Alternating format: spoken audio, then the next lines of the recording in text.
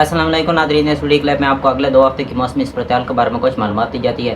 اگرچہ کل کا دن تو بڑا اچھا ہی رہا، خاص طور پر خیبر پختونخوا کے شمالی اور مغربی علاقوں میں بارش ہوئی۔ اس کے علاوہ پٹھوار ریجن کو سلمان کے علاقے، تھال کے علاقوں میں اور جنوبی پنجاب کے محدود علاقوں میں بارش ہوئی۔ سندھ کے کچھ محدود علاقوں میں بھی بارش ہوئی۔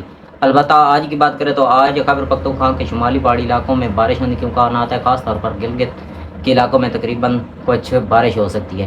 اس کے علاوہ باقی جو اگلے 4-5 روز تک تو ملک کے تقریباً 90% حصوں میں موسم خشک گرم رہے گا۔ البتہ ٹمپریچر جو ہے وہ معتدل رہے گا، زیادہ حبس نہیں ہوگا۔ البتہ جو میدانی علاقوں میں وہاں پر موسم معتدل رہنے کے امکانات ہیں۔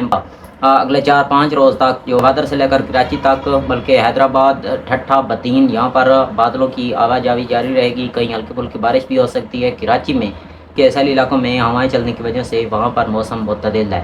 البتہ کل سے لے کر تو 18-19 کے درمیان موسم خشک ہے۔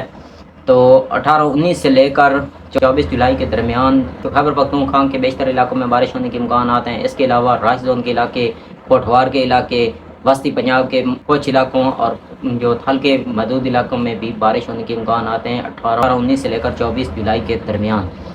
اس کے علاوہ جنوبی پنجاب میں بھی ایک آدھ بارش ہوگی اس اپریل کے درمیان۔ باقی سندھ اور بلوچستان میں موسم خشک رہے گا، کوئی بارش ایکٹیویٹی نظر نہیں آ رہی تقریباً 24 جولائی تک۔